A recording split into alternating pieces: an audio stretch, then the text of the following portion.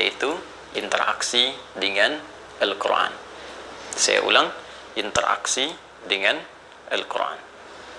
Ada 3 jenis interaksi yang bisa kita maksimalkan dalam mengisi kegiatan siang kita dengan Al-Quranul Karim.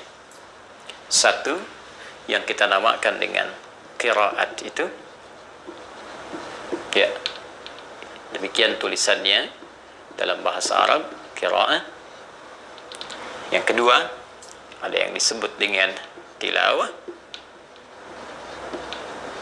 demikian kita tuliskan, tilawatul Quran, tilawah.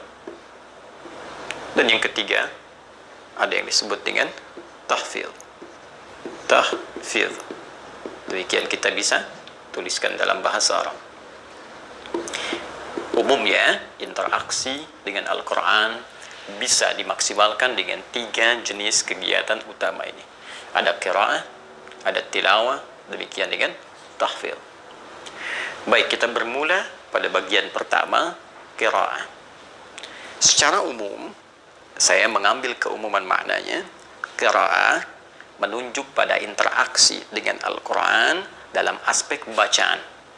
Dalam hal ini, bagaimana kita diberikan petunjuk oleh Nabi SAW untuk memperbanyak interaksi bacaan kita dengan Al-Quran, khususnya di bulan Ramadan ini.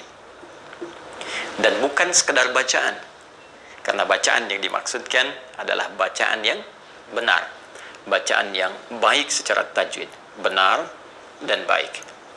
Ya, jadi ada 2 aspek di sini. Pertama terkait dengan bacaan, yang kedua terkait benar dan baik. Berkaitan dengan yang pertama, bacaan, ada isyarat bahwa Ramadan adalah bulan bagaimana kita bisa memaksimalkan bacaan Al-Quran kita dengan kuantitas yang lebih dari hari-hari sebelumnya. Bahkan nanti, saking pentingnya bacaan ini, para ulama-ulama besar bahkan berlomba-lomba, berusaha memperbanyak bacaan Al-Qurannya sehingga dikenal mereka banyak khatam saat Ramadan. Masya Allah, saya ambil contoh Al-Imam Asy-Syafi'i, itu setiap hari di luar Ramadan, sehari hafal Al-Quran, khatam. Setiap hari, 1 hari sekali, 1 hari sekali. Tapi ketika masuk Ramadan, saking banyaknya interaksi beliau, bacaannya terhadap Al-Quran, itu 1 hari Ramadan bisa khatam 2 kali. Malam sekali dan siang sekali. Itu sangat masyhur sekali. Jadi, Masya Allah, level Al-Imam Asy-Syafi'i itu siangnya sekali khatam, malamnya sekali khatam. Baik, jadi ini adalah sunnah yang berkelanjutan yang dituntun oleh Rasulullah SAW. Anda bayangkan, Nabi membaca Al-Quran saat Ramadan, sahabat membaca Al-Quran, tabi'in membaca Al-Quran, generasi setelahnya bahkan memperbanyak untuk mengikuti generasi sebelumnya. Jika orang-orang yang soleh saja membiasakan diri membaca Al-Quran, dan kita sampai hari ke-9 ini belum sempat bahkan bersentuhan dengan Al-Quran, maka ada sesuatu yang belum sempurna dalam puasa kita. Saya katakan di pertemuan yang lalu, teman-teman sekalian, bahwa Ramadan bahkan dipopulerkan oleh para ulama dengan bulan Al-Quran. Ya, merujuk pada keterangan Allah Subhanahu wa taala di Quran surah ke-2 Al-Baqarah ayat 185 itu. Ya, syahrul Ramadan alladzi unzila fihi al-Quran. Bulan Ramadan, waktu kita menunaikan puasa itu adalah bulan diturunkannya Al-Quran.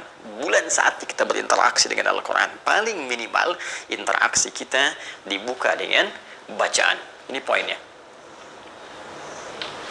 Bahkan perintah pertama Allah kepada Rasulullah SAW yang menandakan diangkatnya beliau, ya, menjadi Rasul, diangkatnya beliau Nabi dan Rasul. Yang paling menarik, perintahnya dari kata qiraah, Iqra. Ya, Quran surah 96 ayat yang pertama itu, Iqra bismi rabbikal ladzi khalaq. Iqra bentuk fi'il amr, kata perintah dari akar kata qara'a yaqra'u qira'ah, berarti baca. Jadi sunnah pertama adalah bagaimana kita bisa memetakan banyaknya, memperbanyak bacaan Al-Quran saat Ramadan.